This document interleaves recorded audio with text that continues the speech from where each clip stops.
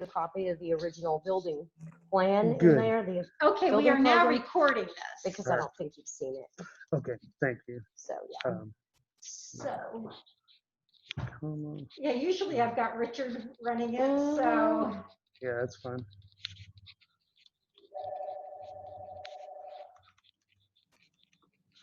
I think that gets it. All right, great. Thank you, Corey. Thank you for this one. I was so happy I to promise get I've this. not touched anything. No, you're fine.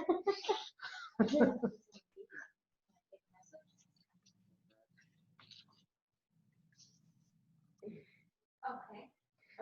Still feel weird being the only one on the board. Marcia said she had a work conflict and won't be able to make the Zoom Okay. after all. Yeah, She emailed me. Well, I think we've got enough. Yeah, I think Without so. that. I have Tony, Sean, Nick, Nick, myself. Lindy. Okay. Yeah, we're good. Yeah, we have time. All right, this meeting of the Cheatham County Library Board of Trustees will come to order. Let's go ahead and take roll. I believe that's, do we take roll, Tony? Is that our best bet? All right. Present today, we have Sean Ryder, Corey Foster, displayed on the screen is Richard Walker, Tony Gross, Nick Pletcher, Lindy Murph. We also have Library Board Directors, May Linger and Janet Walker, and Cheatham County Mayor Harry McCarver. We also have District Director Cecilia Maynard. Right? Yeah. Minutes of our last meeting were emailed to everyone. Please now let me know if you found any errors.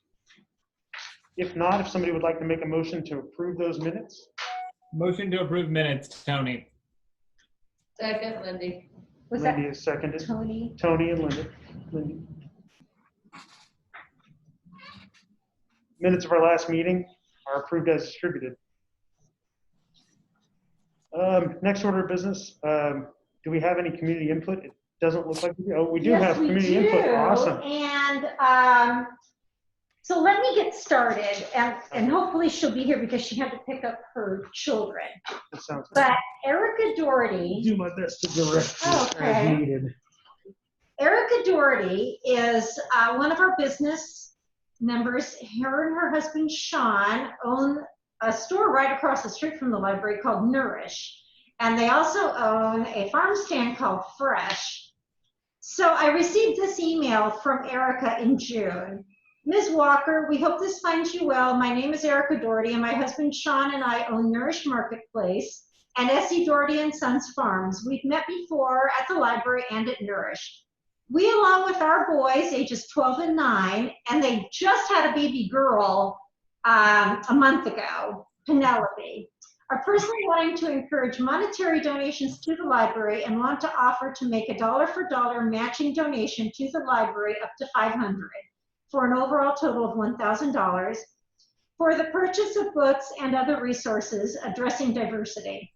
If this is something that you and the Friends of the Library would want to receive or participate in, or if you have another idea to help with bringing books and resources into the library that addresses diversity, we really want to help out.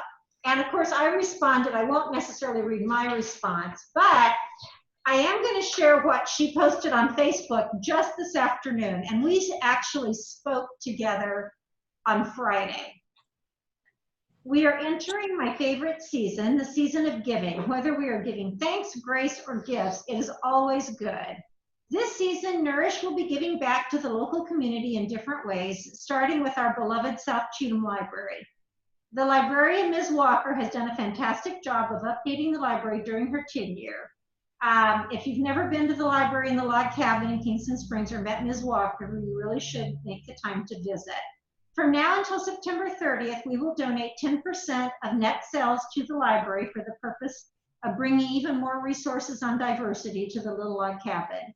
In addition to this, our family will be personally matching the donation up to $500. That is a potential of $1,000 going to the library to invest in the betterment of our community. That's a bunch of books. Join us, won't you, during the season of giving, and we'll work together to make our community even better. So Erica had hoped to be here, but she had to pick her boys up from school, and I haven't talked to her yesterday or today yet. So, and with a newborn, I'm sure that, It's awesome. yeah, Yeah, the time amazing. is difficult, but I've often talked about what a wonderful community we have here in our county, here in our town. And this is an amazing offer. And for those that don't know, that I was a teacher, my degree's in Spanish, and I taught bilingual education at one time in California. So offering diversity through books, especially for a community that is undiverse. In fact, I've often talked about the fact, and Sean, I know with your work from the art, that a lot of diversity in our area is economic That's correct. as much as racial, if you will. Wage gap more than anything. Yeah, and so I've recently, with state funds, I bought some beautiful books. I mean, one of the things that I have enjoyed doing is sharing about children around the world. And I've even got some cute ones about a little girl and her mom's hijab, you know, for Muslim, and a shape book about minarets and things like that. So I have, over the years, made an extreme effort to offer bilingual books, to offer foreign language books for children and things like that. So this is just another exciting, and we'll probably add adult titles as well. And in fact, I've already made that beginning in book ordering. So I wanted to share that with you as part of community input on behalf of Erica, who had really, and she may still be able to come in, but at least once she does, we won't keep her very long, since I'm sure she's got probably soccer practice and farm stuff and home stuff. So, you know, we just really appreciate it. We appreciate everybody in our community that wants to contribute like that. That's, I think, very special. Yeah, So thank you. That's what I'll close with. Good. Well, I'm not going to turn the computer screen, because if that's all we have for community involvement, then we're on to our director's reports, and it's already pointing at Janet. Okay, yes. So I won't share absolutely everything. Hold on, Lindy. Yes, Lindy, from the floor. I was just having thoughts earlier, sorry to interrupt you, on our director's reports, and I had asked Cecilia about this. We get them sent to us electronically. We get a copy of it sometimes in the mail from May, and then we get another copy of it when we get here, handed to us. And my question was, is it protocol that we need to read the director's reports through again when we get here? Because I had to exit stage left on Zoom because it took an hour to read director's reports. So I was just wondering if it's necessary to go through all of them again, or do we highlight points or ask questions? I'm just gonna highlight a few points, and good points. And in fact, at our last Zoom We meeting, had talked about. we didn't even mention the director's our director's reports. Just read them at your leisure. Yeah. Yeah. Okay. So, Thank you. That was just I mean, actually, That's actually why the reason that we decided as a board to distribute them through email is so that we could all kind of read them beforehand, and then we kind of get the highlights. It still keeps us all connected and excited about. I the like things. to know. Yeah, I mean, the I directors definitely are like to good. know, and we want to know what you girls are up to. well, and I appreciate the fact, and I hope everybody, May and I spend a lot of time writing these reports. Yeah. And so I'm hoping everybody is getting a chance to actually read them. And we do actually try to keep it to a minimum. Yeah. But when you're covering 2 months worth, even during a pandemic, Yeah. Right. if you notice, I call this the pandemic that keeps on giving, because it's just, everybody has been pushed to their limit on technology. I mean, we're all out of our box on how we've been doing things. My girls doing summer reading and story time have been amazing to do in person as well as online stuff. So I think that since you were able, but I did want to share about the fact that Lundy Cup did reach out to me. There's going to be about a 10-foot sculpture that he's carving that the town has chosen our library to, which is another wonderful thing about our community. Absolutely. But I think they felt like if it was at the library, nobody could complain because it was not at their spot, whatever. It's county property. But it'll be out on the lawn, out where we've got some open space, because you're going to want to see it. It will be in the round, so it'll have a front, but there will be stuff carved on the back as well. And at the top is an owl sitting on books. Wow. Something Special. is actually on the first one, of course, the statue that's out there, the one that's going to be taken down, that's actually not on city property. So this time, and of course the library is on city property. Exactly.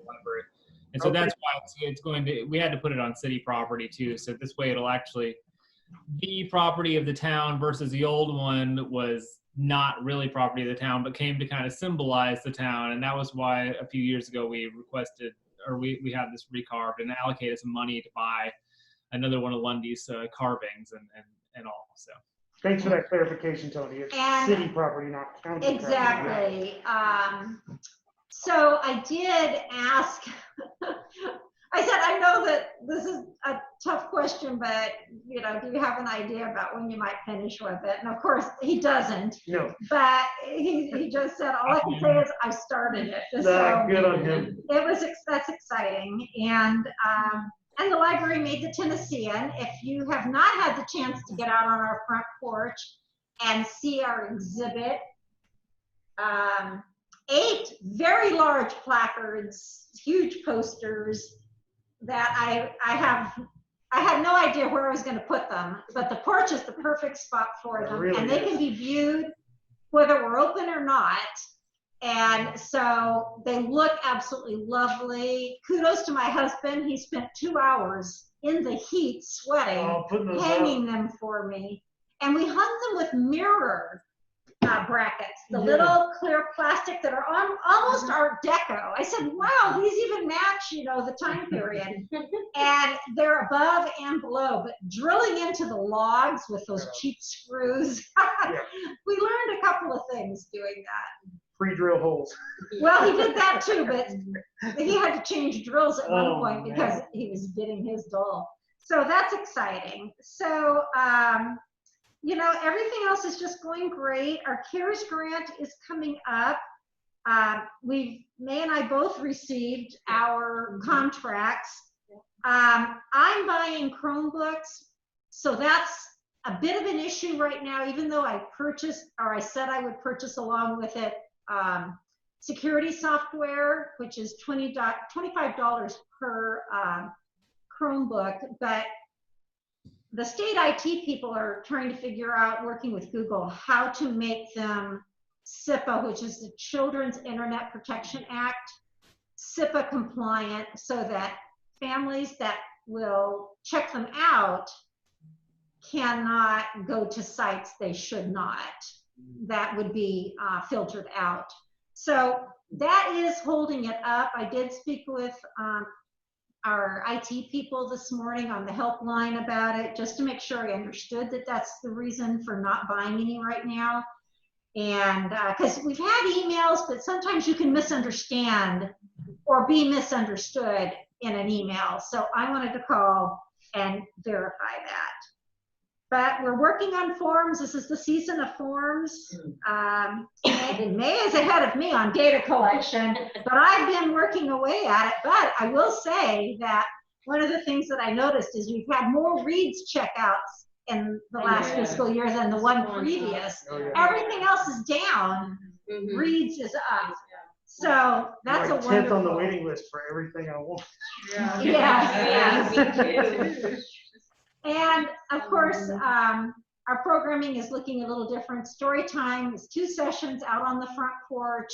And then at 1 o'clock, Velvet does a Facebook Live in here in the library alone for all the families that opted to do that. So it's a hybrid story time. Good. So doing lots of things. Okay, May. Thank you, Janet. Board recognizes May for All her right. presentation. I'm short. Hi, everybody. Hi. I'm going to keep this really short. A lot of stuff that we do overlaps, of course, such as the data collection, the forms, grant contracts and award letters. So I'm going to skip over that. Our virtual programming continues, and we actually, our children's librarian is planning on expanding on that a little bit, and we'll have more information on that in the weeks to come. We also participated in To Make Our Voices Heard suffrage traveling exhibit, but what happened was we got contacted and the archives did, and we're all in the same building. So I talked to the archivist, and due to space constraints where he is, we decided to do it as a partnership. Nice. So we took our panels and we made 2 3D displays, 4-sided, and stacked them on top of each other with opposing corners. And then in the open corners, we used metal bookends, and we placed those in the corner and took suffrage books from our collection and put them on the 4 corners. That sounds excellent. So it looks really cool, and we got the press release from the state where you can fill in your own information, and I'm still working on that because it's kind of both of us that are doing it. And then we are planning for our, as Janet mentioned with her CARES grant, what she's getting, we're going to get 2 Wi-Fi boosters and a gateway router. I talked to Melanie and Ray with the state, our tech people, and they thought that would be a superb idea for our facility. So that's what we went with. And we also got information. It did not make it into my report, but we have a patron and his wife. They've been coming to our library for years, and she came down with Alzheimer's. And our library, we played a critical role in helping her with a lot of things, through that time. He would basically bring her in every day. And she passed 2 years ago, but she left quite a substantial estate. So one of the things that she had talked about when she got her diagnosis before she lost her ability to speak was that she wanted things done for children in the community with the schools and the libraries, etc. So last year, he gave all the pre-K kids, each one of them got a tablet. Oh my God. Wow. Yeah, and he had said to me last year, he said, the library is next. He said, I'll be in touch. Oh. And he called me and asked me to meet him for lunch, which I did, to discuss what he would like to do for the library. And he plans on making a significant contribution to the Friends of the Library. We're talking thousands of dollars. And his only stipulation is he has 2.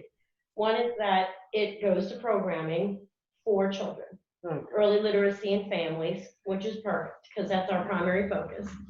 And the other stipulation is he wants me to reach out to Austin P and other local universities for future programming that comes from those funds. He'd like us to use students who need service hours that specialize, that their focus is either in library science, early childhood development, nursing, or education. Wow. So, Perfect. so I was really, really excited about that. Can I go into your coding, that whole thing downstairs, or is that? Yes, we can definitely utilize it for those things. I had a really great talk with him and talked about the status of the library.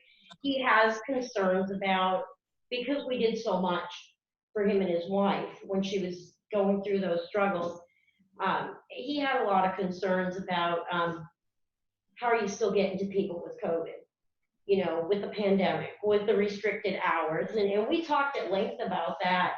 And he said he would also, if it came down to where it's so uncertain that a lot of this programming had to be virtual and supplies needed to be purchased to send home to families, he fully supports that as well. Wow. So we're excited about that. yeah, it really meant a lot, and I'm looking forward to That's cool. brainstorming, you know, with our children's library and to get some really good things going, so. Right on. Thanks, Bob. That's awesome. Thank you. And I'm sorry, every time I breathe, my glasses get real foggy. I cannot see that. Usually when I do that, like. Yeah. I wish I had wipers. Yeah. But yeah, that's about all I have, because you guys have the rest in the director's report, so that's, Thank you, May. you're welcome. Chair recognizes Cecilia for her regional report. Okay. Hi. I'll try to speak really loud. I'm not wearing glasses because I can't see. So one goal that we had the last few months, I guess, has been to work a little bit closer with CTAS and MTAS.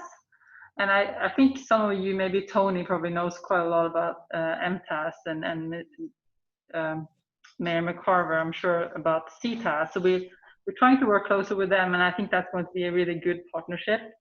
MTAS is actually offering a leadership training for our librarians this fall. So we'll get 10 training hours from them, and they are doing sort of 5 different sessions with our librarians. So we're very excited about that. We think that this is the beginning of a really good relationship. A lot of what we do kind of overlaps, and for some of our librarians, I think it's going to be a great resource. Since the last time we met, our salary survey has come out, so I'm going to send that to you in an email. It's a big report, and it shows every salary for every employee in public libraries in Tennessee, at least for the ones in the regional system, which is 174 libraries, so it's quite a lot of information. So I'll send that out to you in an email, and then you can take and see if there's something in there that you might find interesting. Sometimes, sometimes they can be used to show how you're doing compared to other libraries, and maybe compare levels and stuff like that. So that can sometimes be useful, although overall, you know, we don't earn a lot of money. Let's just lay it out there. The other thing I want to mention, and I sent an email to Corey about this already, this math is Executive Order 61, which is just an extension really of the virtual, allowing for virtual meetings. However, there are a few other requirements starting from October 1st. And I'm sure Tony and Mayor McCarver are able to talk more about that, but you might want to look through that to make sure that you follow that starting on October 1st. Or November, October or November 1st? October 1st, yeah. The public library survey is open and is closing at the end of this month, and both May and Jan are working hard on that. I also had a meeting with Jan and May last week. Yeah. Where we met with the finance department in the county, and that was a really interesting meeting, and they always do such a good job and work with the libraries to get their numbers correct and get MOE up to speed, and same with the survey, because they have to give out a lot of information. So that was very helpful. And it's always nice to have that communication going to make sure we agree on the numbers. We sent out some funding for state state funding for materials this summer, and the deadline for that first quarter is at the end of this month. I spent all mine. So that's good.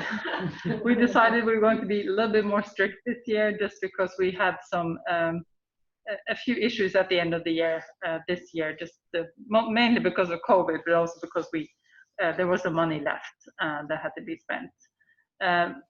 The region has decided to have a monthly check-in with the directors. So we do that on WebEx now. We had our first meeting last week, and we'll have our next one. I think we have it on October 13th. I think that's when we're going to have our next one.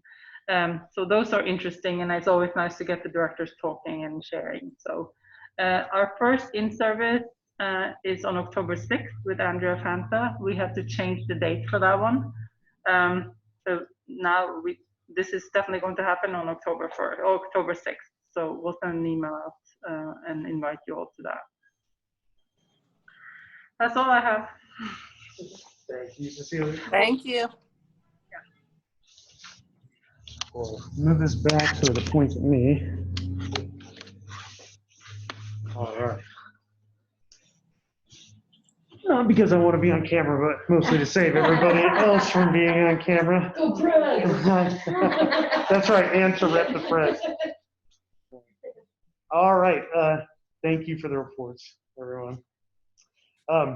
Old business, we've got a few things on the agenda today. Outdoor fall programs and fundraising for friends. Okay, well, as everybody knows, first off, Art in the Park will not be happening. That was always the same morning that we did our big breakfast and That's book right. sale. And for those that did not notice, or those that are here, you'll see that we do actually have a little book sale going. And that's really items that we have deleted from our system. Sure. You know, if I buy 500 books, 500 just about have to come off our shelves. And when you have no storage and you're 2,600 square feet, it's all prime real estate. So we've already set up one table. We might actually bring out another one. And we've actually been selling some. Good. So that's a positive thing. We are working and talking about, you mentioned the coloring book. Yes. And you absolutely. might show that just so everybody there. This was done to raise money to build the library Oh my gosh. over 30 years ago. That's cute.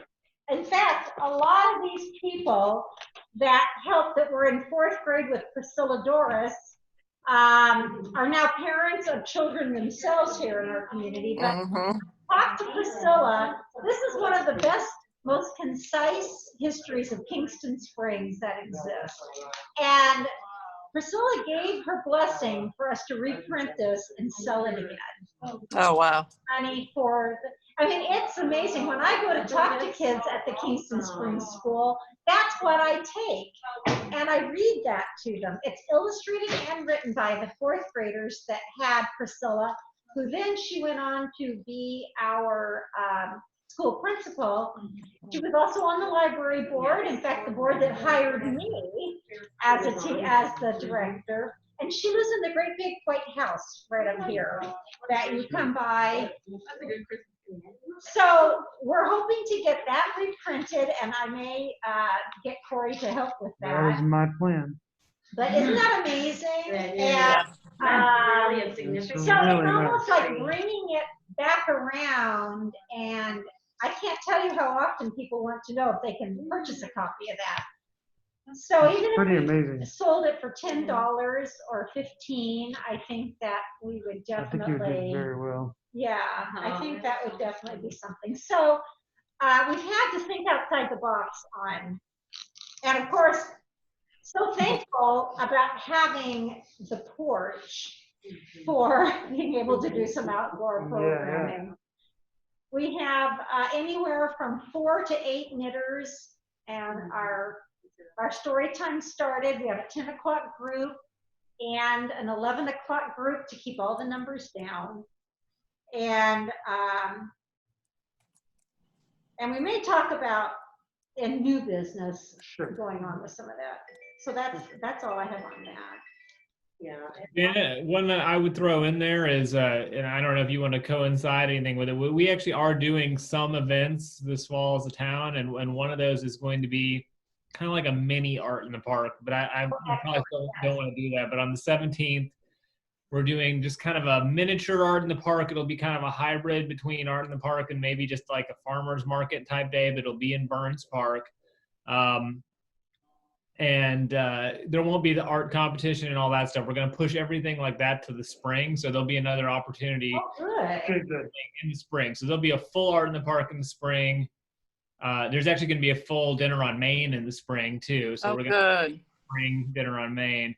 And then just as a side note, doesn't really apply to the library so much, but you might want to mark it down. On 10/6, we're having the National Night Out where the public safety vehicles will be on display in Burns Park. And then on the 9th, we're having a drive-in movie in Burns Park. So you'll be able to drive in, tune your radio up, and watch the movie and listen to the movie inside your car. So. Oh, good. What's that day? October 9th? Yeah, 10/9. So it's 10/6 is the National Night Out. 10/9 is the drive-in movie, and 10/17 will be the Art in the Park hybrid. Do you know what movie yet, Tony? I want to know. No, he doesn't know. You said 10/17 is going to be the hybrid Art in the Park? Mini Art in the Park. That's it. Yep. Right on. It would be nice to be able to get these produced for that. And then, Have you know, it on display. one other thing that may be happening, and I need to give him a call today, is Gerald Greer. He's a councilman for Ashland City, and he's also the first chair violinist for the Nashville Symphony. I don't know if you know Gerald. He's a great guy. Oh, wow. Anyway, he, because they're furloughed. The symphony's furloughed for like months more, but they want to get out and do some stuff. And so he and some of the, like a quartet he has from the symphony, up to maybe even 8 players are going to just stringed instruments, possibly come do a small concert in the park. So we're Oh, working. wow. Now, when is that That would be going to be for the wonderful. hybrid?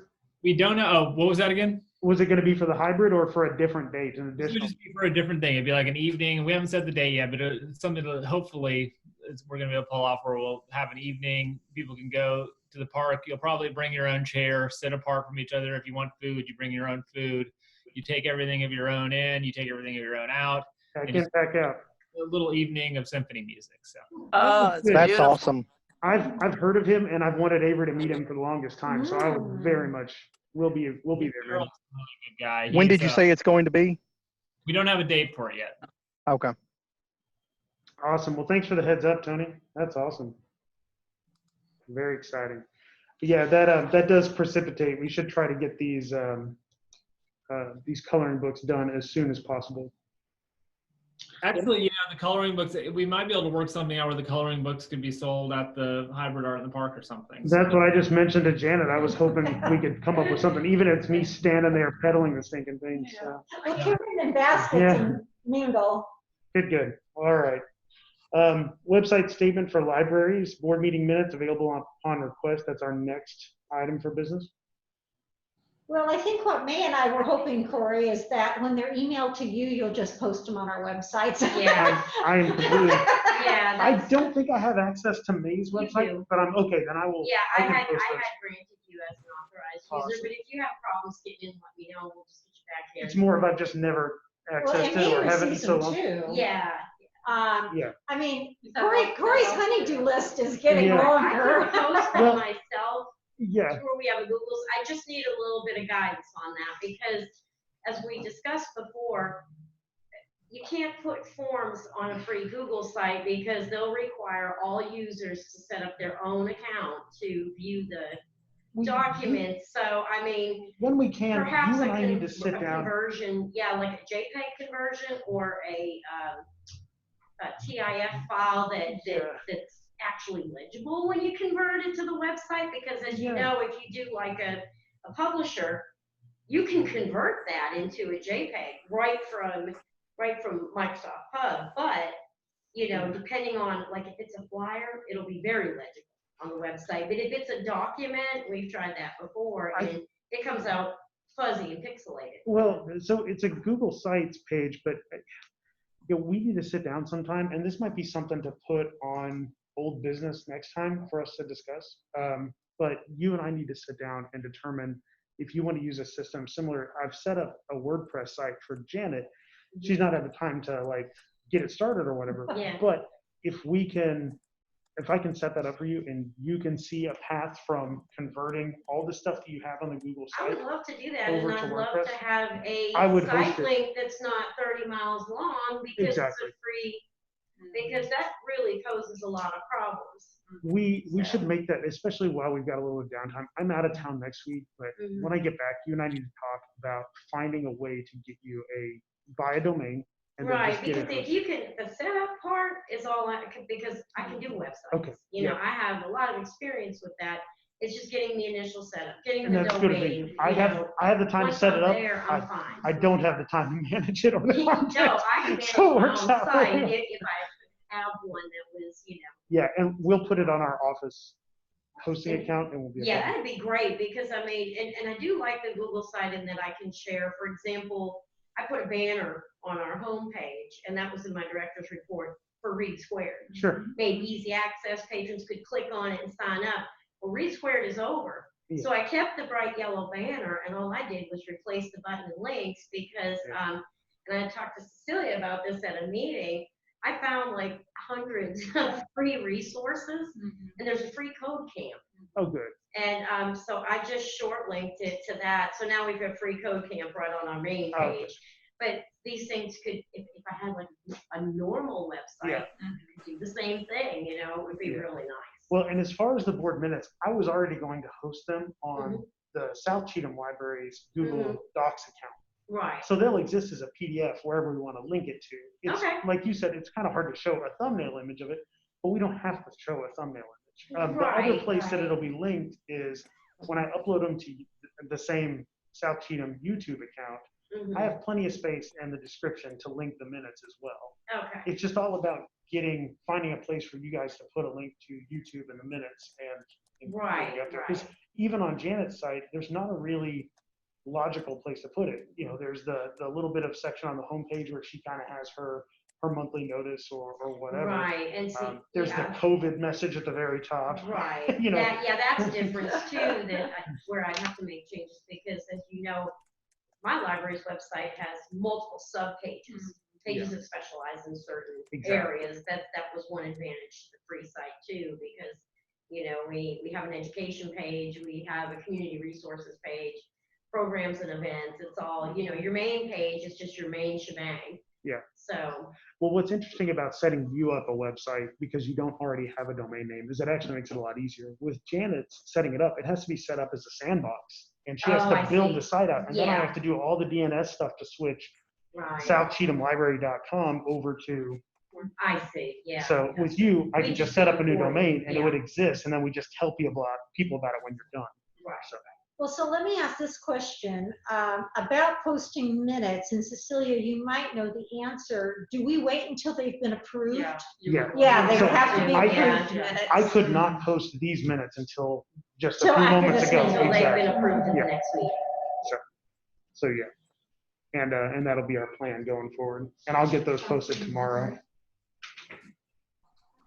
Alrighty. Old business code lab status is on here. I'm not sure if May has any update on it. COVID has put a stop to a lot of all that stuff. It has. I have no new information. A couple of meetings ago, I think we were waiting for the county attorney or some attorney to look at what you had written up so far or to assist in and that's the still draft. good. So that's still where we're at. That's still the case. And Carrie has offered to have me talk to him. And honestly, it was like right when COVID hit. And It was we right just when never it all did happened. it. Mhm. So maybe I'll circle back with Carrie and get something scheduled up with the county lawyer to do virtually or even over the phone and see if we can get something going with that. Sure. It would be very nice to get that space cleared and allocated so that when we can release restrictions, we have a clear and we have a blank slate essentially. Exactly. It would afford us the time to come up with these things, and there's a multitude of grants available. There's no shortage, and I'm sure Mick will help me apply for a lot of those. Yeah. Mm-hmm. Well, that's it for old business. New business. I'll say before we get on here, is there any old business that was forgotten or missed? I don't believe so, but moving on to new business, is there new business that is not currently listed on the agenda? take that as a no. If anybody says anything by Well, the you end need of to it, take we'll- those Well, I do status have a off few- of it, because Yeah. when I did the agenda. it we just kind of roll it replicated- forward, so. I did kind of expound on the trick or treat on Main Street to other activities that are coming up because we won't meet again Okay, through the holidays. That's So right. that's all. well, let's discuss the Tumble Book subscriptions. That was something that we put on both of the websites, and as I understand, that's ending, is that correct? It has ended. It ended. Okay. And in fact, those links will not work anymore. Yeah. But, so I contacted Tumble Books and got a quote for extending it. Yeah, You know, what I would love to be able to know is how many people actually used it during the time that we were closed. Because the neat thing is that it's a database. Yeah. It's not like Reads where you have to have a library card. All people had to do was click on the link, Yeah. irregardless And the book if they is had right a there. library card or not, and they could see the books. And it was free from March through the end of August. Mhm. So for my library to do the Tumble Book Library Premium for basically targeting grades K through 5 is $799. So it's $800 a year. from my perspective, I don't believe the caliber of the media they offered was high enough to support that. I thought it was going to be less. I thought it was going to be closer to 500 because I did say we support 2 elementary schools and 1 middle school and 1 high school. Yeah.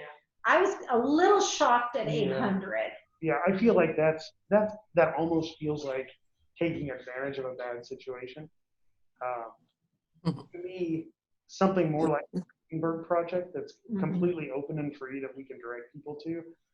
It's maybe not as organized as Tumble Books, but I think there are enough free resources out there that it's a good option. On So top of that, We could there's look into more other free resources that are just as good. free or additional resources that maybe didn't offer us a free trial, but may exist that might be more cost effective and maybe even better quality.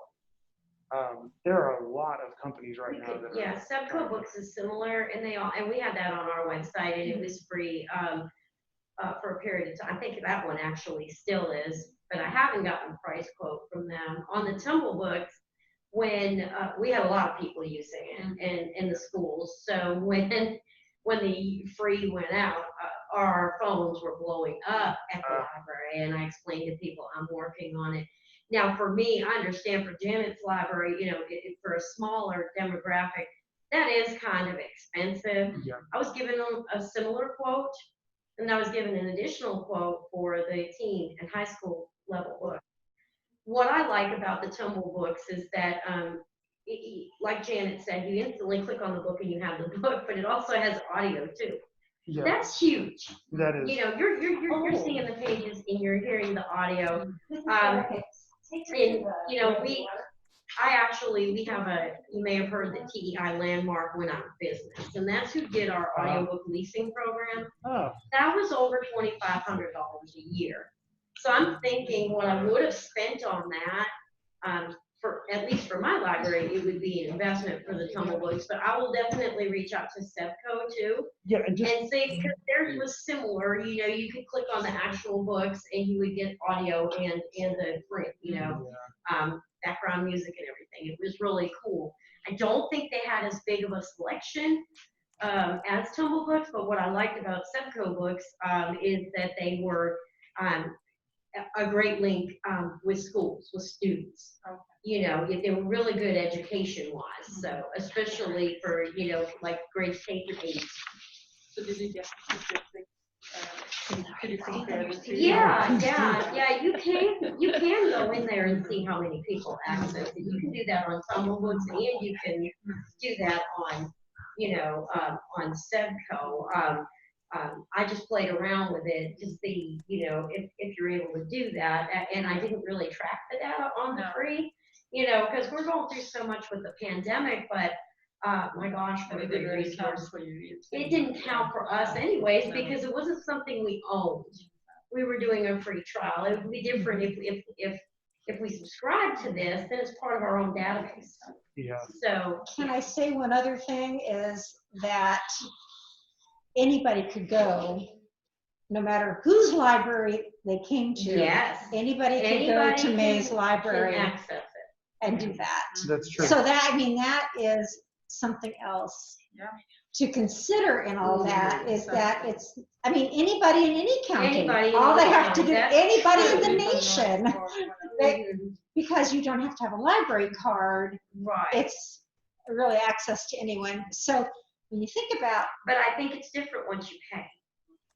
I think it links to your cataloging system. It was my understanding. It kind of has to. Yes. I Because think why when would we you, pay for for the the free, it was world different when- because the whole world was doing it. It was kind of like, you know, when Reeves did all you need is a phone number during the pandemic. Right. So, because if you're paying for it, then your library owns those holdings, because that's why they quote you for specific collections, and you can choose what you want. that's possible. Yeah, so I think it becomes Yeah. part of your database.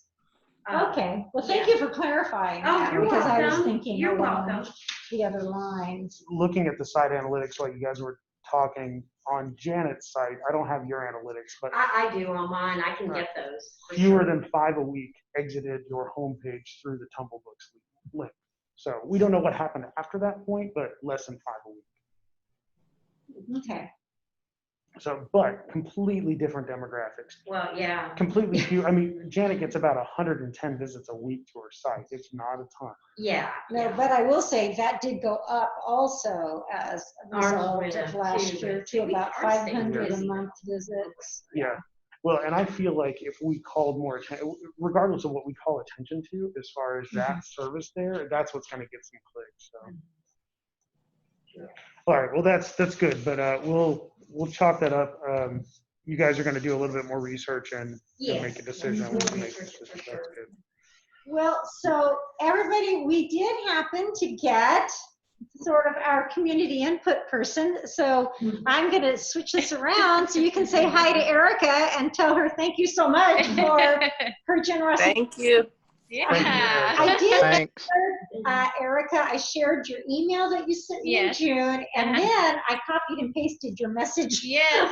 on Facebook today to read to everybody. Yes. So, by the way, if you can go and like Nourish Yes. Facebook page, I guess it's at Nourish Marketplace. It is.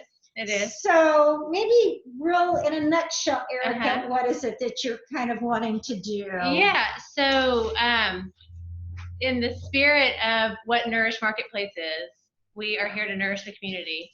And what is a library, right?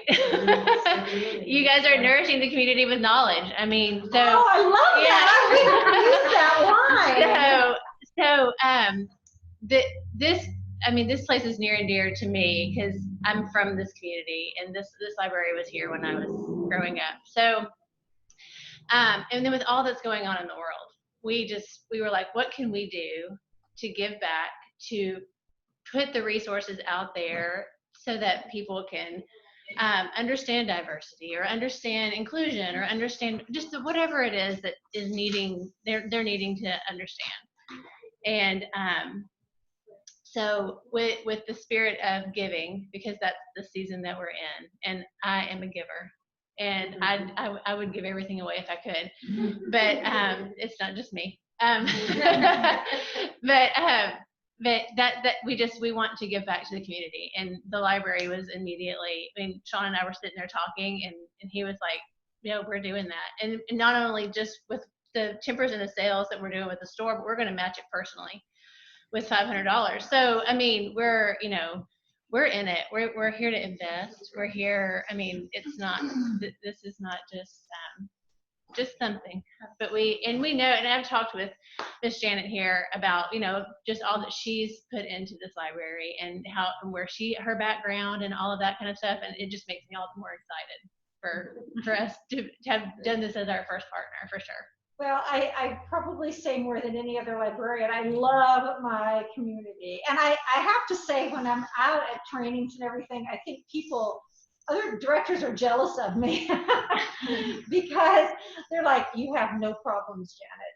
So once I started to talk about some issue, I got shut down. I could not even talk about an issue I had because it didn't compare to anything that they deal with. So I'm like, yeah, well, I'll take it.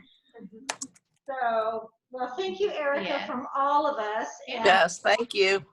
all of the board, they were just amazed at your generosity. Sure. And so Sure. we, We are nothing without our community. Oh, yeah. I mean, I Yeah. understand. so, Well, thank you so much. thank you, Yes. Erica. Yes, And thank I you. know you all I know, baby. I stop on many things that you still got yet to do today. Yeah, yeah. And I can hear All right. Thanks so much. Thank you. And tell Sean thank you as well. I will. Can I just look at her? Oh. Taking a baby break?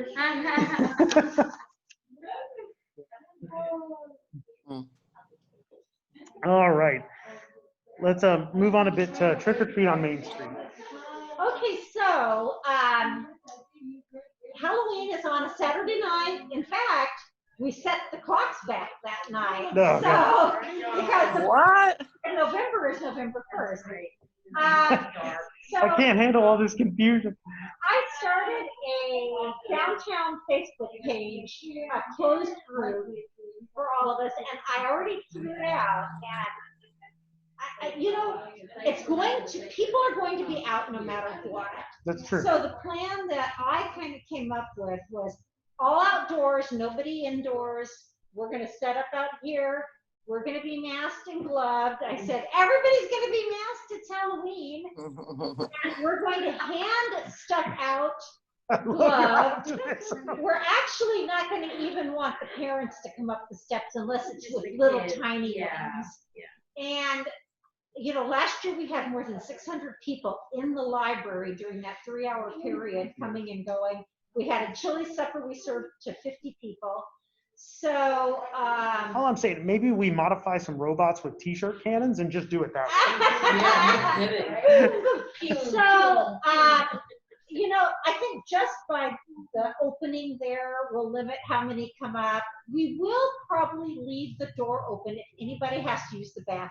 Yeah. We've got one of the best bathrooms on Main Street. So there might be that need, but people are not, station, Jenny. Come on. Oh, man. people are not going to be coming into the library. This will be strictly outdoors.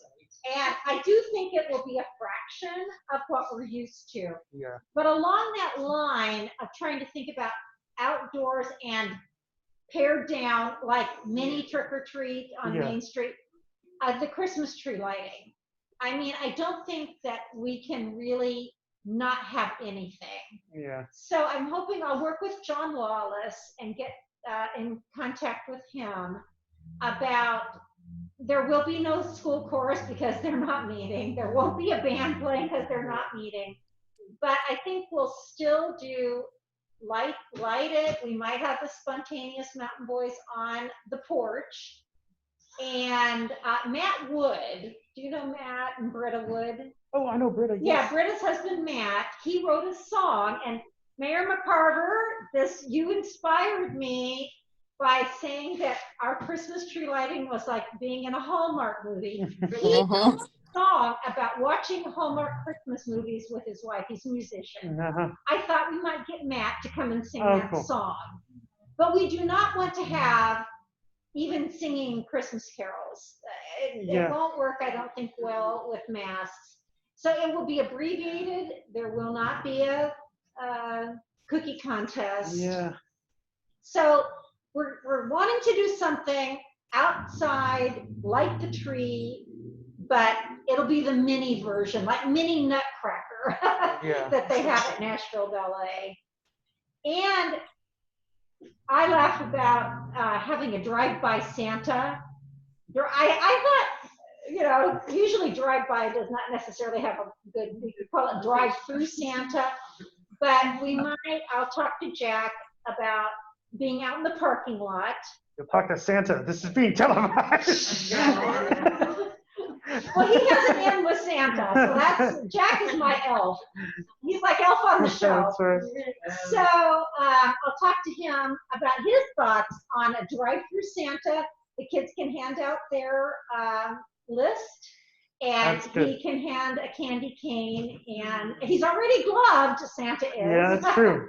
So he can hand You out. can even build like a plexiglass sleigh enclosure like the Pope. So, I mean, those are just some of the things that we thought, just like the mini art in the park, you know, how can we take what we always do? Yeah, I mean, modifications, yeah. I'm already disappointed about not having the Thanksgiving brunch. Yeah. And if I thought I could pull that off, come and go outside on the porch, I would. And who knows? But at this point, I think I've thought through a lot about this. Yeah. And I think that those things might work. And, you know, you're automatically going to have people not comfortable to do it. So that'll cut down on your numbers. And we will ask everybody, you know, pretty much to wear a mask. Yeah, and I think it's also an opportunity. We may need to set up some sort of, or gosh, if I have to build it in my garage, but especially for your library, maybe for Maze as well, but not being able to do the fundraising, you know, I like thinking out of the box. The coloring books is smart, and we should continue to sell those as long as we can. As many. Oh yeah, as long as we've got any available. But you know, some sort of donation box. If we're going to do these remote events, these drive-by events, these whatever, just a nondescript, not forceful, just hey, it's here. If you've got a buck, throw it into it. I mean, and my youngest daughter, we went to the Parthenon the other day, and she's fishing around for money to throw it into the box. I mean, it's, they want to help, parents want to help, I want to help. I think everybody here does. And, at a lot of these events, I might not want a waffle, but if there was a box sitting there, I'd throw it $5, $10, whatever the heck into the box. And so I think we should be better about that now that we are. And we have done it. Remember when the truck wagon would come with the hot dogs? Yes. And we always had a donation box at the end because Community Bank always, and sadly, I think that one of our summer readings just about killed Richard Murray because of the heat. Oh, no. I was concerned. And Sean probably remembers that. It was really tough on him, and nobody wanted to take it over. And so that was kind of a sad thing that we used to have. But it's just, May and I have talked about this. How do you reimagine everything you've always done that you don't want to disappoint the community, just like putting our exhibit on the front porch so it's accessible always. That's a huge challenge. How do we do what we do? May's all of a sudden, the Candyland that she did and the Christmas one. Yeah, I actually had to talk to David Anderson about that because, he's a big part of being our Santa Claus. And I talked to him recently and he said, how are we going to do Santa Claus for the kids with social distancing? What are your plans? And, so we sat down and talked about it and talked to the children's librarian. And I just came out and asked David, I said, look, no matter what we have to do, since we've been so virtual lately and we're expanding on that, would you be on board with, because he also does his, video reports around the community, his Faces in Places in Cheatham County. And I said, could we not still just transform the whole library like we always do, but put ourselves to work and maybe you get in there, you're Santa, do a video, bring this thing home for the kids and for the families so that they don't miss out. Because one of our concerns has been liability. It's why the bookstore remains closed. And we talked about that at the last board meeting, and I kind of agreed with Corey, he wasn't comfortable with so many people being in such a small space, even though folks are calling it, when's the bookstore gonna open? We've got the shelf in the main lobby of the library with Friends of the Library books for sale on it. And we just try to replenish that. So when they do come in for their 15 minutes at a time, they can still purchase books. It's really a lot of thinking outside the box. And I talked to my children's librarian and of course, as an employer, I'm not going to force any of my employees to do something that they're not comfortable with. She has 4 children at home. She homeschools and one's immunocompromised. So she said, You know, am I gonna get in trouble if we go into phase 3 and I'm still not comfortable having programs in here? You know, she says, because sure, I can space out these kids 2 at a table, because we have long tables. She says, but then parents come in, and 9 times out of 10, there's umpteen strollers with babies. And she said, I don't want to feel responsible, you know, for anyone else. She said, but even if we mask up and stuff, she said, I get concerned about what I'm going to bring home. But she's really gotten out of her comfort zone, because Shirley's great one-on-one with the kids, but these videos she's been doing, they get better and better every time, and she's really camera shy.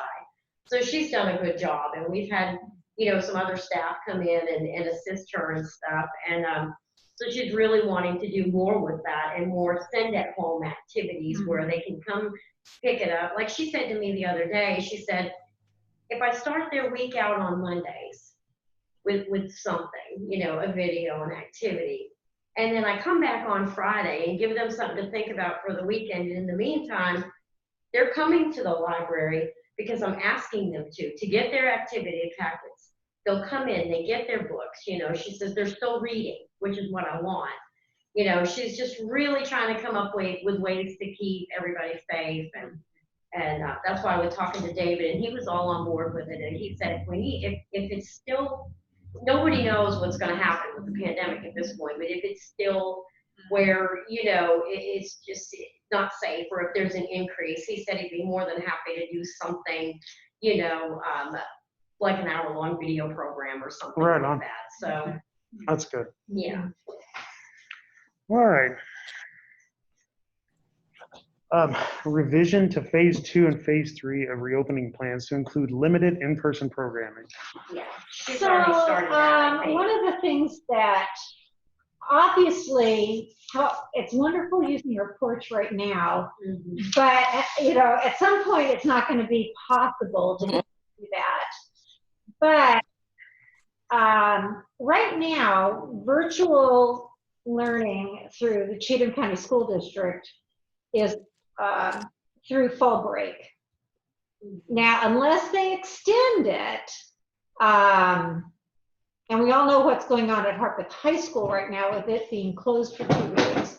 But if they don't extend it, if they go back after fall break, so that'll be October 13th, if they go back to in school for all the children, I would like to bring our porch programming inside with masks and spread out like we are. We'd still have, like, for our story time, we would still have the same number, you know, however we were having on the porch at 10 and 11.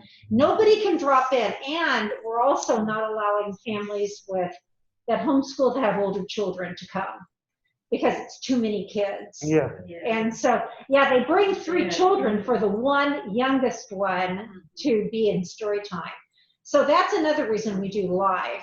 Now, May was talking about every child has a little baggie designated for them that has like shakers in it, whatever is used for that story time to be interactive. Only that child and the parent touches it. And they go right back into their bag. The parent puts them in, they have their names on them. So there is never any cross-contamination among, and they have a take-home craft. Yeah, that's So what we're doing too. we're asking everybody to just, and then leave. Story time's over, and here's your Get out. bag, and we'll see you next week. Please do not linger. Yeah. We do allow them to check out some books. And another nice reason to have our programming on days that we're not open to the public is you don't have any cross of other adults being here at that same time, except staff. So it's actually working really well. And so as far as all this, I mean, Rachel is going to be doing virtual school through the end of this calendar year. So she's working Saturdays, and she told me last Saturday she was so busy, especially from about 10 to 1. That's what my staff said. And very busy. Even with the limited announcement about the increased hours, she was busy. So, but we're having, Mary Jo is out right now because her mother passed away. I mean, it's really Sue and I right now. We're it. Peyton in to kind of support us so that, you know, I tried desperately, even in these times, to always have 2 people on the days that were open. But, so we're really struggling. Mary Jo flew, she went to a funeral. So the only way I know to be on the safe side is for her to not come back to work for 2 weeks. Yeah. And she's quite on board with that. And I don't want to tell her to go get a COVID test because first off, I've had one because I had a procedure in the hospital and they required it. And it was extremely uncomfortable, very displeasing event. I think I had a headache for a month after it. It was, and I would not ever ask anybody to do that. Yeah. And also, who knows when you're going to get the result back. Yeah. So to only be on the safe side is she was gone to Minnesota a week. She's going to be, you know, home this week and probably next week. And then in October, she's going to, now they're going to be driving. The real issue is the flying. Yeah. And so I think Sue's going to take a vacation. I mean, there's going to be a day where I'll be the only one available to work. Because unless Rachel's husband can stay home with her kids. So we've got all these things to have to work around. And we've yet to replace Kathy. And even if we replaced her tomorrow, she still has to be trained, whoever, or he, you know, although it's hard to get a he for a 10-hour-a-week job. Are you available, Corey? Are you looking for anything? Oh, what it would be like to have an extra 10 hours a week. So, you know, so there's just lots of things to think about as we look to the future of meeting everybody's needs in the community, but then also thinking of our staff. Yeah. And everybody has worked together. I mean, I was gone for a week, but we drove straight from our house to my daughter-in-law's. And we took our own food. And that's what we're doing. We only stopped to go to the bathroom or get gas. I tell everybody we're just moving our bubble. That's and then we're in Kansas, which is it's like our county, the whole state. I mean, there the pandemic just never got to any level. So I wasn't concerned about me coming back. And when they drive to go get stuff, they're obviously having to dispose of their mother's estate. And so that's why Mary Jo has to go back. That's an issue, And she's got to go back before it snows. So they're going to go forward tomorrow. Yeah, exactly. So in Minnesota, you never know. So they're going to go fall break when they have their son, who's a high school teacher, to help them because there'll be furniture involved probably. But they're going to drive that. Is she able to work from home, or is she? No, I mean, what my part-time staff does is not conducive to working. I mean, I work from home, but even when we were closed, I came in and I was the only one here. But it was much easier to be here to do certain things. I think the overwhelming theme here with a lot of this stuff is just to continue to be agile and adaptive like you guys have been. I mean, you know, we can say that these things are new business and we can try to make plans for old business, but the fact is things change so fast. They do. And I think, you know, as a board, I think all of us are simply behind you. We understand this is hard. So thank you guys for making sure. We are behind you. These are the strangest times that any of us have experienced. Have and likely will ever experience. We appreciate the support, certainly, because sometimes it's so confusing to know in such an unpredictable environment, you know, where do we go next? I mean, you know, we have phase 1, 2, 3, and 4 right now based on what we thought was going to happen. And then we learned this isn't even, you can't possibly, I mean, I don't even know how we decided to phase things looking at what we're going through now. Well, and you're not making a decision just for now. You're making a decision that, well, what if this or this or this or this could happen, and how am I going to change that? And the unknown. You cannot move forward with the unknown lingering so heavily. At the same time, you're kind of asked to do it. So it's like you try to make a system out of something that you can't make a system. That's right. You're doing great. Yep.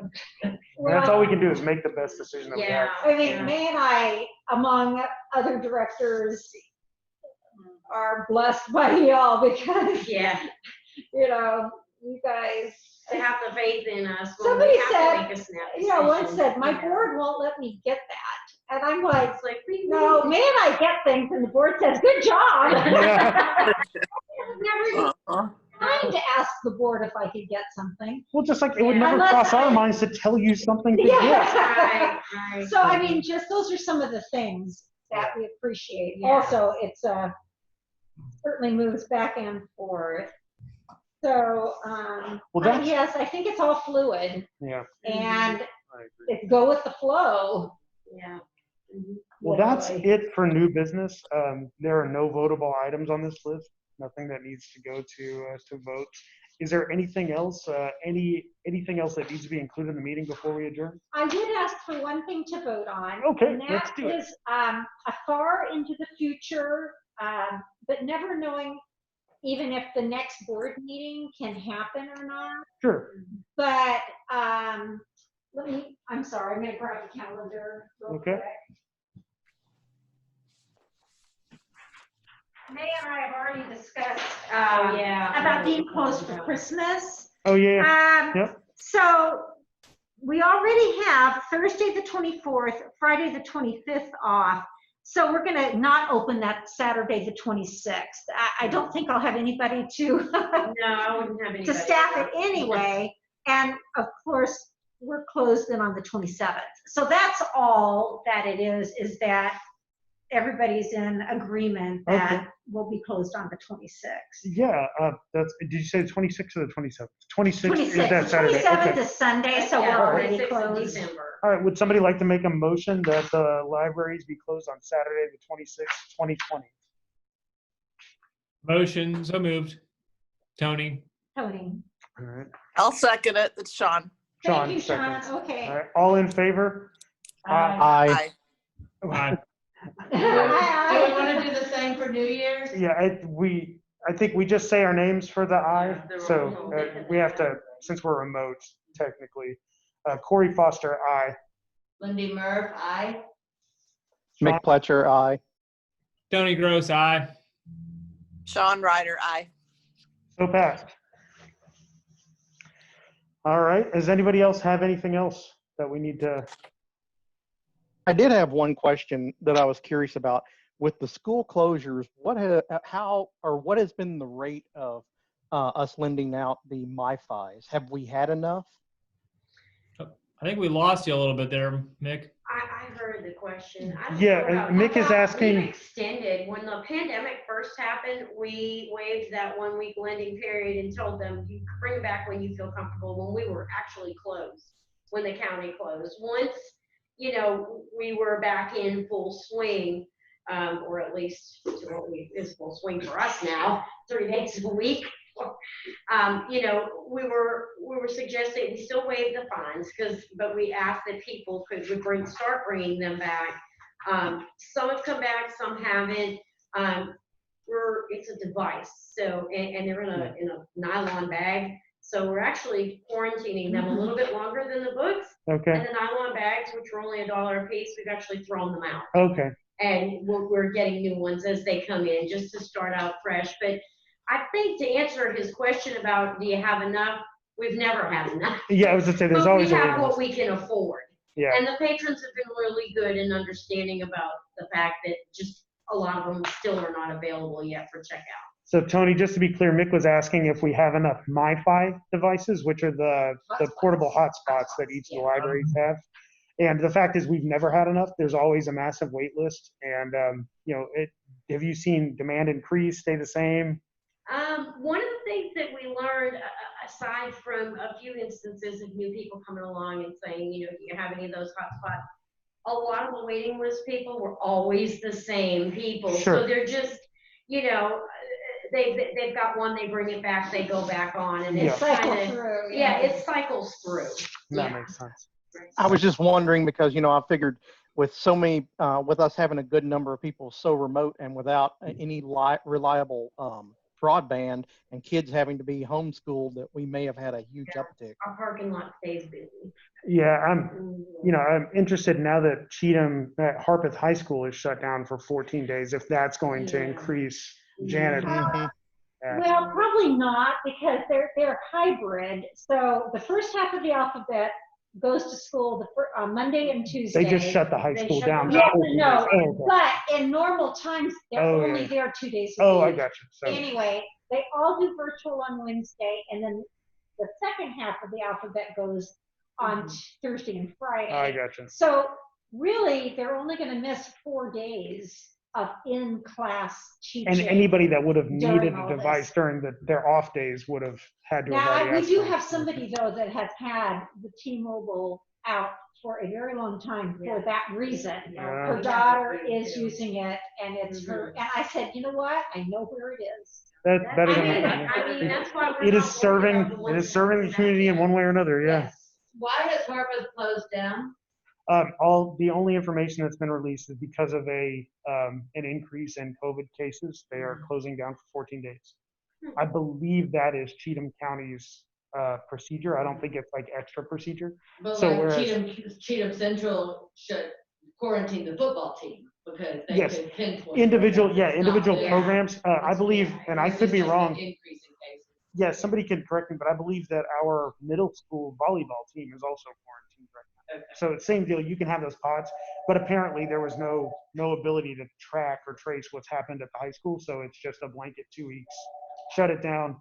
And no then- sports. That's exactly I'm right. thinking virtual Santa Claus is good. So I yeah. think virtual Santa Claus is a great idea myself. Well, with that, anybody else have anything else before we adjourn? I will say one thing. Lindy very smartly said, what about New Year's?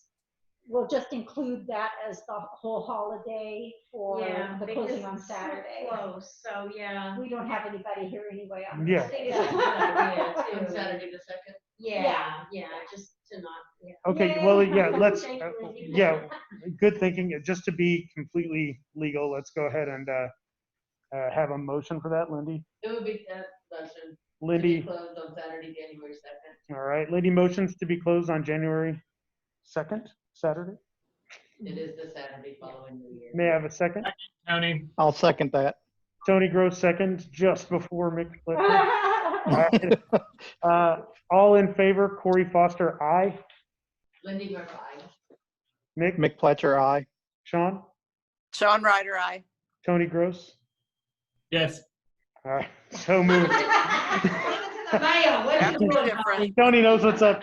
Tony's ready to go. All right, I think that's all we've got, and this concludes our meeting of the Cheatham County Library Board of Trustees. This meeting's adjourned. Thank you, everybody. Thank you. Bye, everyone. Thanks. Bye. Take care. Thanks, everyone. Bye. Bye. I had to just pull out some of my new books. Yeah, those are so cute.